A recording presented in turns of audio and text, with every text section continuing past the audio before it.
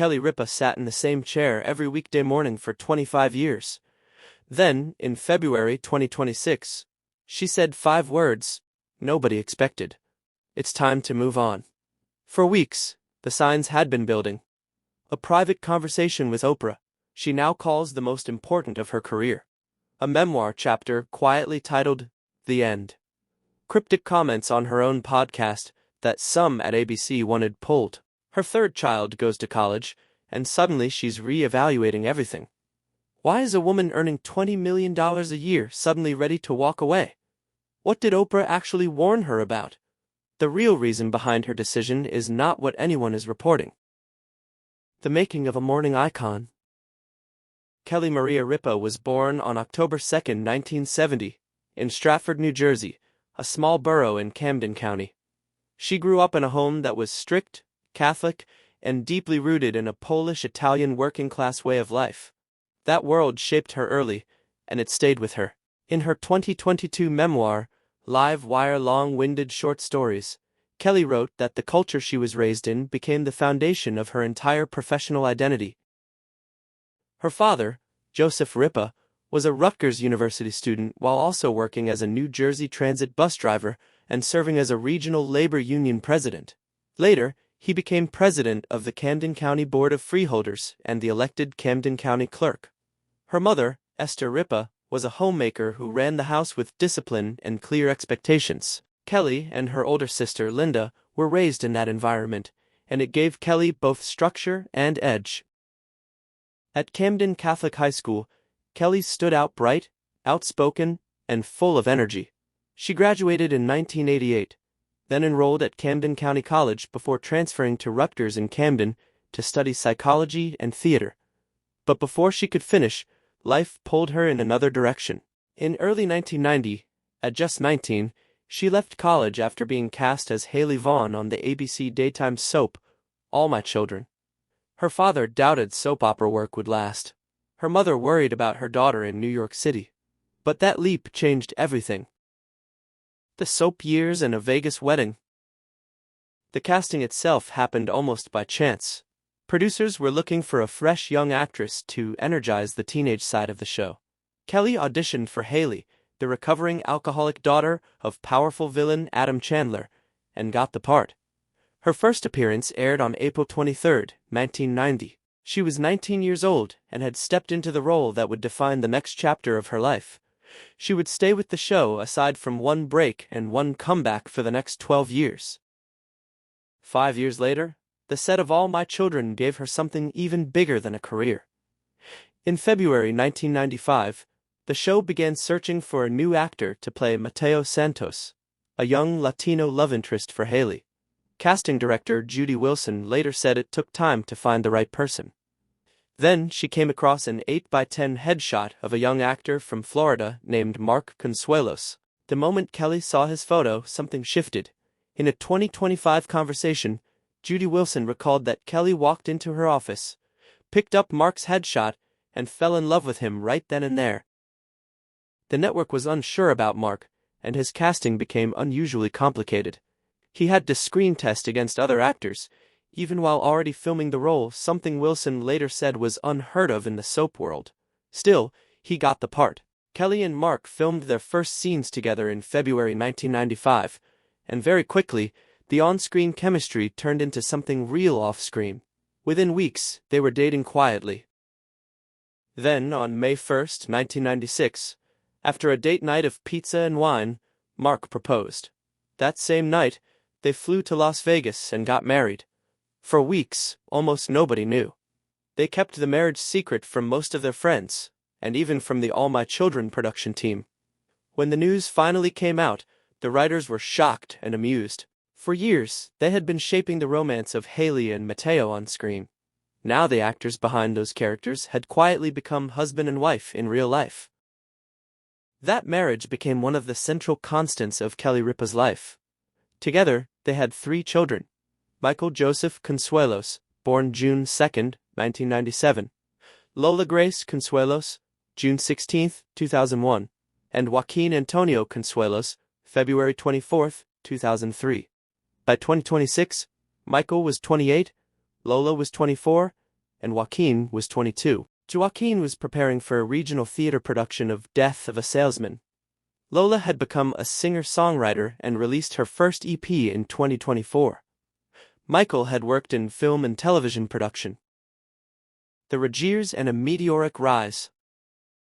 By the year 2000, Kelly had spent a full decade on All My Children, around 1,800 episodes. She was 30 years old and well known to soap viewers, but outside that world, she had not yet truly broken through. Then came the opportunity that changed her public life. Earlier that year, Kathie Lee Gifford announced she was leaving Live with Regis and Kathie Lee after 15 years. The show was one of the biggest syndicated daytime programs in America, reaching around 5 million viewers per episode. Regis Philbin had already been with the show since 1985. ABC and Buena Vista Television began a long search. Around 75 women rotated through the guest co-host seat. Then, on November 9, 2000, Kelly Ripa got her chance. She was suggested by the producers of All My Children. She came in for one show with Regis. And from that moment, everything changed. The chemistry between Regis, 69, and a television veteran, and Kelly, 30, and mostly known to soap fans, was sharp, funny, and natural. She was quick, fearless, and could push back in a way that made the show feel alive. The official announcement came on February 5, 2001. The show was renamed Live with Regis and Kelly, and her first episode as permanent co-host aired that same day. From February 2001 through November 2011, the show expanded into more than 200 markets across the United States. Kelly and Regis received multiple individual Daytime Emmy nominations, and the program eventually won its first Emmy for Outstanding Talk Show on June 23, 2012. As the show grew, so did Kelly's status. By 2010, she was reportedly earning $20 million a year, making her one of the highest-paid women in American television. She and Mark bought a 500-square-foot loft in Crosby Street in Soho, which they later sold in 2015 for $20 million. Then, in 2013, they bought a townhouse on East 76th Street for $27 million, the second most expensive townhouse sale in Manhattan that year. The hardest moment of her career. After 10.5 years together, the Regis era came to a close. On November 18, 2011, Regis Philbin appeared on Live for the last time after 28 years. He was 80 and stepped away mainly for health and family reasons. The farewell was warm and respectful, but once the cameras moved on, Kelly was left facing one of the hardest stretches of her career. After 9 months of rotating guest co-hosts, ABC announced in August 2012 that Michael Strahan would become her new permanent partner. Live with Kelly and Michael premiered on September 4, 2012. The chemistry was different, but it worked. The program kept winning awards.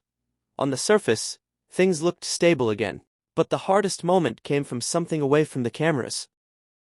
In April 2016, ABC executives informed Kelly that Michael Strahan would be leaving Live to become a CO anchor on Good Morning America.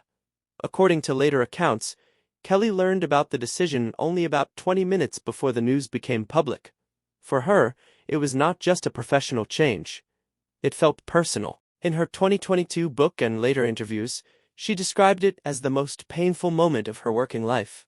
Her reaction was immediate. She walked off the show and missed the next 4 episodes, the first scheduled shows she had missed in 15 years of hosting. On April 26, 2016, Kelly returned and addressed the audience directly. Her on-air statement was calm, clear, and controlled. It became known as a striking example of how a daytime host could speak openly about a corporate conflict without crossing contractual lines. Strahan's final episode aired on May 13, 2016. The Ryan era and the Mark era. After a year of guest co-hosts, the show announced in May 2017 that Ryan Seacrest would join Kelly permanently. Live with Kelly and Ryan premiered on May 1, 2017. Their partnership lasted 6 years and was successful by every commercial measure. Ratings stayed strong. The friendship between them was real and visible. But eventually, life itself became the problem. On February 16, 2023, Ryan announced he would leave the show in April. explaining that the constant travel between his Los Angeles-based life and a New York taping schedule had become too much. He had also been chosen to replace Pat Sajak as the host of Wheel of Fortune. That exit created another opening, but the answer was right in front of everyone. Kelly later said on her podcast that the decision was almost embarrassingly simple. Her husband Mark Consuelos had been guest co-hosting on Live for more than 20 years. After his 9-year run on Riverdale ended in March 2023, he was finally available. On April 17, 2023, Mark replaced Ryan, and the show became Live with Kelly and Mark. For the past 3 years, Kelly and Mark have settled into something that feels both fresh and deeply familiar. By 2026, their run together has become the longest co-host stretch of Kelly's career outside the Regis years. The chemistry is easy to understand. They are not acting out a dynamic for television. They are living one that matters. It gives the show a warmth that people can feel right away. The Oprah conversation that changed everything. The clearest moment came in July 2025. Not on Live itself, but on Kelly's own podcast, Let's Talk Off Camera, during a conversation with Oprah Winfrey. That exchange quickly became the defining public moment in all the talk about whether Kelly might step away. Kelly asked Oprah directly. She had been doing the talk show for 25 years. How did Oprah know it was time to leave? Oprah's answer stayed with her. Kelly has described it more than once as the most important professional advice she has received in years. Oprah told her that the time was not now. She pointed to the unusual quality of the show Kelly has, with Mark light, fast, and emotionally easy to live inside. Then, she said something Kelly never forgot. Don't let go of the platform you have. Not yet. Not even to consider it. That landed because Kelly understood exactly what Oprah meant. She admitted that over time she had come to see the show differently. She talked about being in hospitals with family members, and noticing that Live was on in chemotherapy labs and treatment rooms. She realized that for many people, the show was not just background television. It was part of the shape of their day. Familiar. Calming. It did not ask too much from people who were already carrying enough. And still, even then, she did not say she would stay forever. She accepted Oprah's point, but she also added her own. She said she does not plan to work for the rest of her life. The decision will come when the time comes. That is the balance she has held on to ever since. The real reasons behind the February 2026 comments. So when Kelly said, "It's time to move on," in February 2026, the words landed differently than they would have a decade earlier. They were reflective, not urgent. Thoughtful, not final. She sounded like someone thinking carefully about how to end a long chapter one day, not someone preparing to close the book tomorrow. The family context matters. Her father, Joseph Ripa, retired in 2017 and has gone through serious health issues in recent years. Her sister Linda has lived with lasting injuries from a near-fatal car accident in 1994.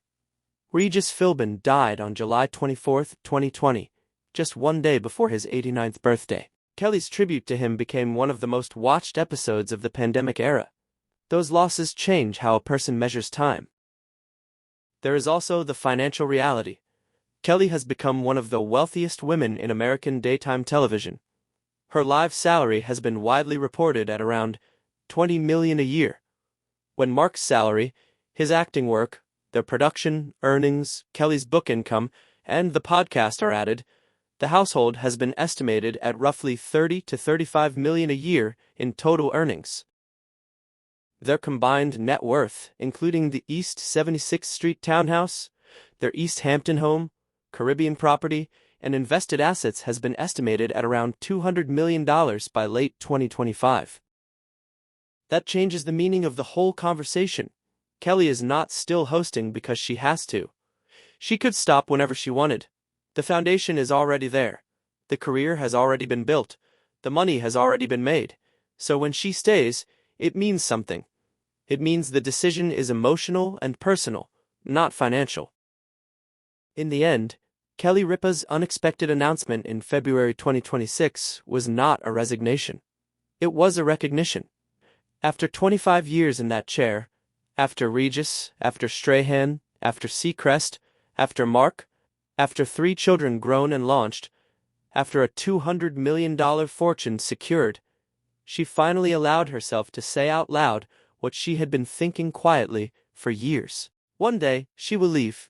Not because the show has failed, not because she is unhappy, but because every chapter, no matter how good, eventually comes to an end. Subscribe to keep uncovering the truth behind the legends. Thanks for watching.